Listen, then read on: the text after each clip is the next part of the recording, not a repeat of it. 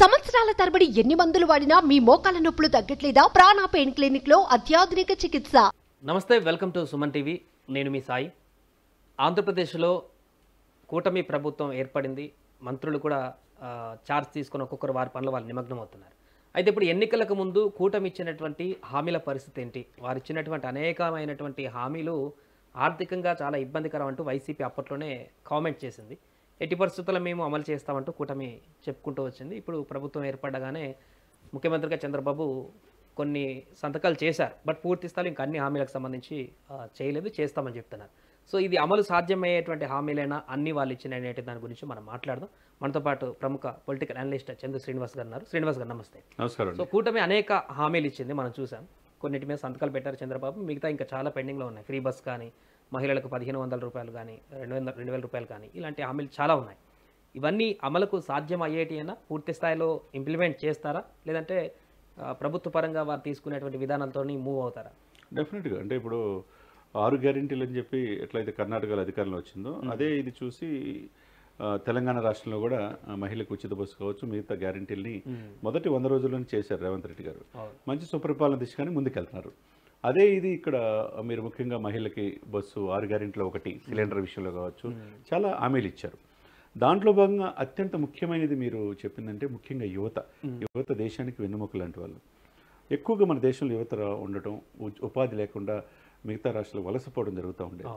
గత ప్రభుత్వం నిర్లక్ష్యంగా జాబ్ క్యాలెండర్ ఇస్తాం, మెగా జాబ్ మేళా అని చెప్పేసి టీచర్స్ డిఎస్సి ఇస్తామని చెప్పారు జగన్మోహన్ రెడ్డి గారు.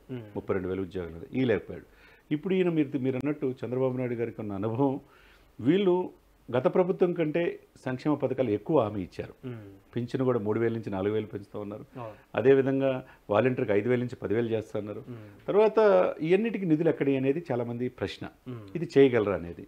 అంటే పట్టుబడి 10-15 రోజులు కూడా కాలం ఇంకా ప్రభుత్వం వచ్చి కొద్దిగా సఫిషియెంట్ టైం ఇవ్వాలి. ఆయన గత ప్రభుత్వం 5 సంవత్సరాలు మనం ఇచ్చినప్పుడు ఏదైతే హామీలు చెప్పాడో, పోలవరం పూర్తి చేస్తున్నాడు, 20 మంది ఎంపీలు ఇమ్మని, 22 మంది ఇచ్చిన 5 సంవత్సరాల్లో పోలవరం పూర్తి చేయలేపాడు. స్పెషల్ స్టేటస్ తెస్తానన్నాడు, మద్యపాన దశలవారి నిషేధం అన్నాడు. సెంటర్లో వెళ్ళి మోదీ గారిని ఎవరు ప్రధానమంత్రి అయిన 22 మంది ఎంపీలు ఇస్తే మెడలో వంచి స్పెషల్ స్టేటస్ తెస్తున్నాడు. ఏమీ చేయలేపాడు. పెట్టుబడులు తేలేపారు, ఐటీ పరిశ్రమలు లేవు, వ్యవసాయ ఆధారిత పరిశ్రమలు లేవు, తీర ప్రాంతం అంతటి కూడా పోర్టులు కూడా ప్రైవేటు పరమైనవి. ఇవన్నీ కూడా ఏంటంటే ఉపాధి లేకుండా మన రాష్ట్రం వదిలిపెట్టి వెళ్ళిపోయే పరిస్థితి. ముఖ్యంగా ల్యాండ్ టైటిలింగ్ యాక్ట్, ఇవన్నీ రకరకాలుగా ప్రభుత్వం నిర్లక్ష్యంగా మేము సంక్షేమం మాటను పథకాలు ఇచ్చాం, బటన్ నొక్కాం కాబట్టి అభివృద్ధిని చేసినా చేయపని చూసి చూడనట్టు ఉంటారనేది వాళ్ళ భావన. కానీ ఇక్కడ అభివృద్ధి సంక్షేమం 2 కళ్ళుగా ఇటు ఒకవైపు పవన్ కళ్యాణ్ గారు, ఇటు చంద్రబాబు చూస్తున్నారు. దాంట్లో భాగంగానే మొదటి తిరుమల నుంచి చేసిన ఫస్ట్ స్టెప్ ఏంటంటే మెగా డిఎస్సి 16,500 ఉద్యోగాలు సంతకం పెట్టడం.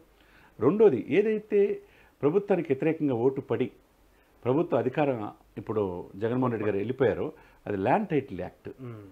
అంటే నా భూమి నాది కాదన్నప్పుడు ప్రజలు ఎంత తండోపదండలకు వచ్చి ప్రభుత్వ వ్యతిరేకంగా నైట్ 1 గంట వరకు ఓటేశారు. దాన్ని రద్దు చేశారు. మూడోది అన్నా క్యాంటీన్లు ఎన్టీ రామారావు గారు పేరు పెట్టారు, తప్పే ఉంది. దాన్ని కూడా మూలన పడేశారు. మళ్ళీ అది పునరుద్ధరించారు. ఎందుకంటే చాలా ప్రాంతాల్లో భోజనం ఉండదండి సమయానికి. ఆ భోజనం తినే ఇది పేదవాళ్ళు కూడా ఉంటారు కదా. దాంతోపాటు 3తో పాటు పింఛను మీరు అన్నట్టు ఇందాక అన్నట్టు 3,000 నుంచి 4,000 పెంచడం కావచ్చు. వాళ్ళకు కొద్దిగా ఊరట ఆ వయసులో. తర్వాత 5వది స్కిల్ డెవలప్మెంట్, దానికి ప్రాధాన్యత ఇవ్వడం. ఇవన్నీ ఏంటంటే మొదటి నుంచి కూడా ఈరోజు హైదరాబాద్ ఎంత ప్రపంచంలోనే అత్యంత ఆదర్శవంత నగరాలుగా వెళ్ళి 2030 నాటికి నెంబర్ 1 సిటీగా హైదరాబాద్ రూపంతో అవుతుంటే ఆ రోజు బిల్ గేట్స్ కావచ్చు, బిల్ క్లింటన్ కావచ్చు తీసుకొచ్చి ఐటీ పరిశ్రమలు తీసుకొచ్చింది. ఎవరు అవునుకున్నా కాదనుకున్నా హైదరాబాద్కి రూపశిల్పి చంద్రబాబు నాయుడు గారు. అది కాదనలేండి. మరి ఎందుకు గత ప్రభుత్వం 5 సంవత్సరాలు ఉండి కూడా ఐటీ కంపెనీలు 10 కూడా తీసుకురాలేపారు? ఇప్పుడు చంద్రబాబు నాయుడు గారికి ఉన్న అనుభవం, ఆయనకున్న ఇంటర్నేషనల్ వైడ్ పెట్టుబడులు తీసుకురావాల్సిన సమర్థత డెఫినెట్గా తేగలరు. అది మనం వాళ్ళకి సఫిషియెంట్ టైం ఇవ్వాలి. గతంలో కూడా 2 సంవత్సరాలు నేనేం మాట్లాడిన అన్నాడు. ఓటమిని హోందాగా అంగీకరించి పవన్ కళ్యాణ్ గారు ఎప్పుడు 2 ఇయర్స్ అసలుకి ప్రభుత్వం ఏం చేస్తున్నా మాట్లాడాలి. 2 ఇయర్స్ తర్వాత ప్రభుత్వ వ్యతిరేకంగా ఎప్పుడైతే స్టార్ట్ అయిందో, ప్రభుత్వం సంక్షేమానికి దూరం అయిపోయిందన్న ఉద్దేశంతో వాయిస్ వచ్చింది. ఇప్పుడు వీళ్ళకి కూడా 2 ఇయర్స్ సమయం ఇవ్వాలి కదా.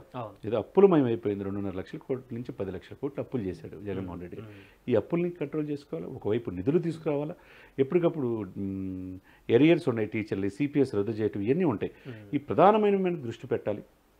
ముఖ్యంగా రైతులకు కావాల్సింది పోలవరం కనుక పూర్తయితే with in short time, with in 2 ఇయర్స్లో లక్షలాది ఎకరాలు సాగులోకి వస్తాయి. అప్ టు ప్రకాశం జిల్లా నుంచి ఈస్ట్ వెస్ట్ గోదావరి, అంటే సముద్రంలో నీళ్లు కలిసిపోకుండా అది ఇది చేసుకుంటే పోలవరాన్ని సస్యశ్యామలంగా పంటలు పండుతాయి అన్నమాట. అది పూర్తి చేసుకోవాలి. రెండోది ఏంటంటే ప్రధానంగా మన తీర ప్రాంతం అంతా ఉండి వ్యవసాయ ఆధారిత పరిశ్రమల్ని సెంట్రల్ గవర్నమెంట్తో కలిసి తీసుకురాగలిగితే చాలామందికి ఎంప్లాయ్మెంట్ ఉంటుంది, వేరే వలస వెళ్ళరు కదా. అదేవిధంగా జాబ్ క్యాలెండర్, ఇప్పుడు గ్రూప్ 1 గ్రూప్ 2 ఆఫీసర్స్ కూడా ఇందాక పవన్ కళ్యాణ్ గారు సమావేశమయ్యారు, పంచాయతీరాజ్ రెవెన్యూతో కూడా సమావేశమయ్యారు. ఎక్కడెక్కడ ఖాళీలో ఉన్నాయి, ఎక్కడ ఉద్యోగాలు ఇవ్వాలి, ఎక్కడ నోటిఫికేషన్స్ ఇవ్వాలో కూడా చర్చించడం జరిగింది. అంటే వర్క్ డిస్ట్రిబ్యూషన్ ఇటు పవన్ కళ్యాణ్ చేసుకున్నాడు, ఇటు చంద్రబాబు నాయుడు గారు చేసుకున్నారు. మొన్న పోలవరం వెళ్ళి వచ్చాడు చంద్రబాబు నాయుడు గారు, రేపు రాజధాని రైతుల కోసం వెళ్తారు. ఎల్లుండి నుంచి 21, 22 అసెంబ్లీ సమావేశాలు జరగబోతున్నాయి. వీళ్ళందరూ కూడా ప్రమాణం చేయడం ఇవన్నీ ఉంటాయి. ఏదేమైనా కానీ మీరు అండి ఇప్పుడున్న ఆయనకు అనుభవం 4.5 దశాబ్దాల అనుభవం చంద్రబాబు నాయుడు గారికి ఉన్నది. ఎక్కడ డబ్బు తీసుకురావాలో ఆయనకు తెలుసు. సెంటర్లో కూడా మోదీ గారికి కూడా రాష్ట్రాల మీద డిపెండ్ అయ్యే ఇది ఇప్పుడు వచ్చేసింది.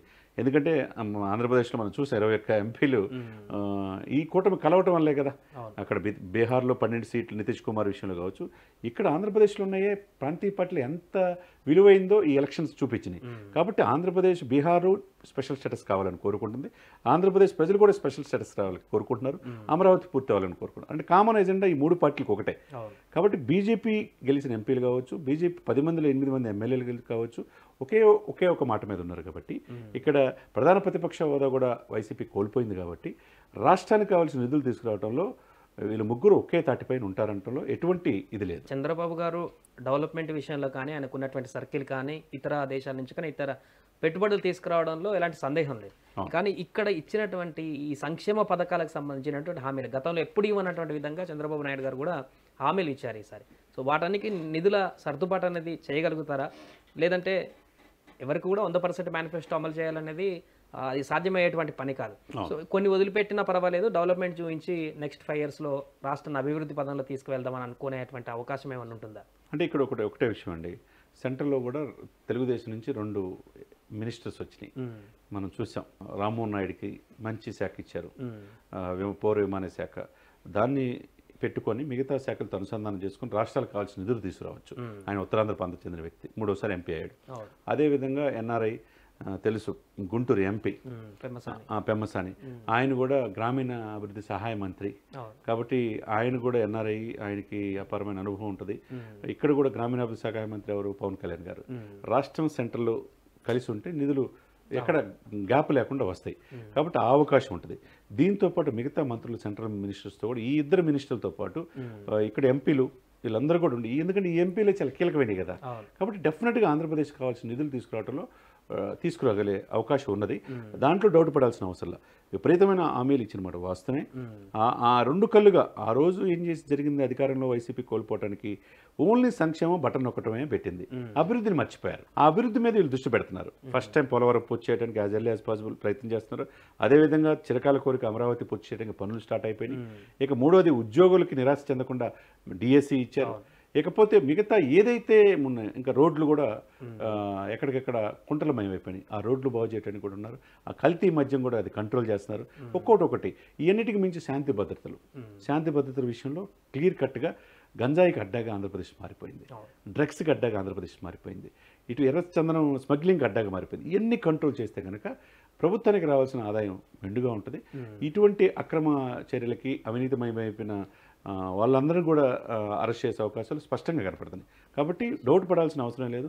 చంద్రబాబు నాయుడు గారికి అనుకున్న అనుభవం, అదేవిధంగా మోదీ గారితో పవన్ కళ్యాణ్ కూడిన సాన్నిధ్యం, ఇక్కడ ఈ రాష్ట్ర యొక్క భవిష్యత్తుని కేంద్రం కూడా వాళ్ళకి కావాల్సిన నిధులు ఇస్తారు. కాబట్టి బ్రహ్మాండంగా వీళ్ళు ఇచ్చిన వాగ్దానాలను నిర్వర్తించే అవకాశం స్పష్టంగా ఉంది. రైట్, థ్యాంక్ యూ శ్రీనివాస్ గారు. సో మొత్తానికి అది కూటమి ప్రభుత్వం ప్రస్తుతానికైతే వర్క్ స్పీడ్లో అయితే కొనసాగిస్తుంది. వివిధ మంత్రులు కూడా వారి యొక్క శాఖలలో నిమగ్నమైపోయి ఇచ్చినటువంటి హామీలు అమలు దిశగా తీవ్రస్థాయిలో కసరత్తు కూడా చేస్తున్నారు. పూర్తిగా ఆంధ్రప్రదేశ్ డెవలప్మెంట్ మీద ఫోకస్ చేసినటువంటి ఈ కూటమి ప్రభుత్వం రాబోయే రోజుల్లో ఇంకా ఎలాంటి కొత్త కార్యక్రమాలను చేపడుతుందో చూడాలి.